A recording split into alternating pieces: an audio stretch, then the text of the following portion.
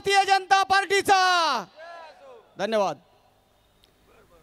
आजच्या ऐतिहासिक अशा प्रवेश सोहळा आदरणीय बंडू काका बच्छाव यांचा प्रवेश सोहळ्याच्या प्रसंगी आपल्यामध्ये प्रामुख्याने ज्यांची उपस्थिती आहे असे आपले सगळ्यांचे लाडके नेते, महाराष्ट्राचे संकटमोचक, आमच्या सगळ्यांचे मार्गदर्शक, जलसंपदा व आपत्ती व्यवस्थापन मंत्री आदरणीय गिरीशजी महाजन साहेब, त्याच पद्धतीने आत्ता आपल्याला ज्यांचं अनमोल मार्गदर्शन झालं असे चाळीसगावचे विद्यमान आमदार आदरणीय मंगेशदादा चव्हाण, त्या माजी संरक्षण राज्यमंत्री व माजी खासदार आदरणीय डॉक्टर सुभाषबाबा भामरे आणि विद्यमान आमदार बागलांचे दिलीपजी बोरसे, व्यासपीठावर माझ्यापेक्षा सगळे तोलामोलाचे बसलेले, त्याच्यामुळे मी सगळ्यांची माफी मागतो वेळेअभावी।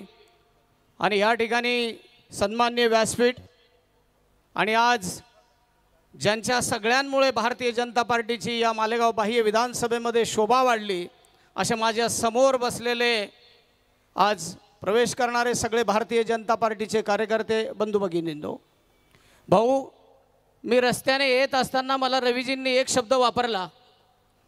रवीजी म्हटले की तू भाग्यवान आहेस। मी विचारलं कसं काय, की माझ्या जिल्हाध्यक्ष कार्यकाळामध्ये मालेगावमध्ये भारतीय जनता पार्टीचे सगळे नेत्यांनी प्रवेश केलेला आहे आणि आज विशेष आनंदाची गोष्ट अशी आहे की ज्यांच्या प्रवेशाची आम्ही आतुरतेने वाट बघत होतो त्या बंडू काका बच्छावांचा आज अतिशय भव्य दिव्य असा प्रवेश सोहळा आज आपल्या उपस्थितीमध्ये संपन्न होतोय। आता मंगेशदादांनी सांगितलं, बंडू काकांच्या बद्दल मी नंतर काय बोलायचं, शेवटी 2 मिनटं त्यांच्यासाठी बोलेल। माझ्या आयुष्यातले खूप चांगले अनुभव, अनेक वर्ष मी आणि काका आणि आपण सगळेजण राजकारणामध्ये सक्रिय आहोत। काकांबरोबर अनेक व्यासपीठांवर मलाही संधी मिळालेली आहे। काकांचंच मार्गदर्शन घेऊन मी ह्या व्यासपीठावर बोलायला शिकलो। पण आज भारतीय जनता पार्टी मालेगाव बाह्यसाठी संपूर्ण क्षेत्रामध्ये आज आपली ताकद वाढवण्यासाठी आपल्याला आपला विशाल समुद्रासारखा विस्तार पक्षाचा करण्यासाठी सगळ्या नेत्यांचं या ठिकाणी भारतीय जनता पार्टीमध्ये आलेले असतील किंवा ज्यांचा प्रवेश होत असेल यांचं सगळ्यांचं मी मनापासून या ठिकाणी स्वागत करतोय। भाऊ, आज तुमच्या नेतृत्वामध्ये उत्तर महाराष्ट्रामध्ये खरोखर भारतीय जनता पार्टीची आगेकूच खूप मोठ्या प्रमाणात होताना दिसते आणि या ठिकाणी मला विशेष आनंदाने सांगावंसं वाटतंय की उत्तर महाराष्ट्रामध्ये आपल्या नेतृत्वामध्ये स्थानिक स्वराज्य संस्थांच्या निवडणुका असतील, सहकारी संस्था असतील, या निश्चितच भारतीय जनता पार्टीच्या 100% कमळवर निवडलेल्या राहतील अशी मला अपेक्षा वाटते। आज बंडू काकांच्या प्रवेशामुळे मला खूप विशेष आनंद झालेला आहे। महाभारतातलं एक उदाहरण मला आज आठवतं की आदरणीय नरेंद्रजी आणि आदरणीय देवेंद्रजी फडणवीस साहेबांच्या याच्यावरनं ते उदाहरण मला विशेष करून देवाचं वाटलं। ज्या वेळेला महाभारतामध्ये युद्ध संपलेलं होतं आणि युद्ध संपल्यानंतर श्रीकृष्णाने अर्जुनाचा रथ हा हस्तिनापुरामध्ये आणला आणि हस्तिनापुरामध्ये रथ थांबवल्यानंतर श्रीकृष्णाने अर्जुनाला सांगितलं की तू रथावरनं खाली उतर। पण अर्जुनाने सांगितलं, वासुदेवा, तुम्ही उतरण्याच्या आधी मी मात्र रथावरनं खाली उतरू शकत नाही। परंतु वासुदेवाने सांगितलं, अरे बाबा माझा ऐक अर्जुना, तू रथाच्या खाली उतर।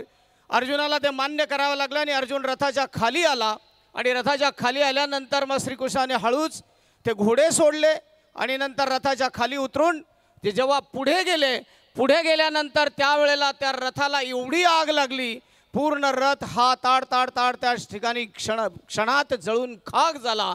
आणि त्यावेळेला अर्जुनाने श्रीकृष्णाला विचारलं की वासुदेवा हे असं काय झालं असं। त्यावेळेला श्रीकृष्णाने उत्तर दिलं की संपूर्ण युद्धामध्ये जोपर्यंत मी तुझ्या रथाचं सारथ्य करत होतो तोपर्यंत विरोधक ज्यांचे अस्त्र जेवढे होते, तुझ्या विरोधात लढणाऱ्या शत्रूंच्या अस्त्र-शस्त्राच्या विद्या या केवळ आणि केवळ माझ्यामुळे थांबलेल्या होत्या आणि म्हणून मी तुला सांगितलं की तू रथावरून आधी खाली उतर। जर कधी मी आधी उतरलो असतो तर या रथावर तू जळून खाक झाला असता। म्हणून मला तुला आधी उतरावं लागलं आणि मग नंतर उतरलो मी आणि मग त्याच्या अस्त्रशस्त्रांची विद्या जी होती तिने हा रथ जाळून खाक झाला. म्हणजे याचा अर्थ असा आहे की या रथाचं सारथ्य करणारा जो श्रीकृष्ण होता तेच सारथ्य करणार आमचं देशाचं नेतृत्व आदरणीय पंतप्रधान नरेंद्र मोदींच्या रूपाने आपल्याला लाभलेलं आहे मित्रांनो. तेच नेतृत्व आदरणीय देवेंद्रजींच्या रूपाने आपल्याला लाभलेलं मित्रांनो. तेच नेतृत्व आदरणीय गिरीश भाऊंच्या रूपाने आपल्याला लाभलेलं आहे. आणि आज मालेगावमध्ये तसंच नेतृत्व आपल्याला बंडू काकांच्या रूपाने आपल्याला लाभतंय. म्हणून या ठिकाणी खूप विशेष आनंद वाटतोय. असं काका मला एक प्रसंग आठवतं. कोरोनामध्ये मागच्या 2 वर्षापूर्वी माझी पहिले वडील वारले.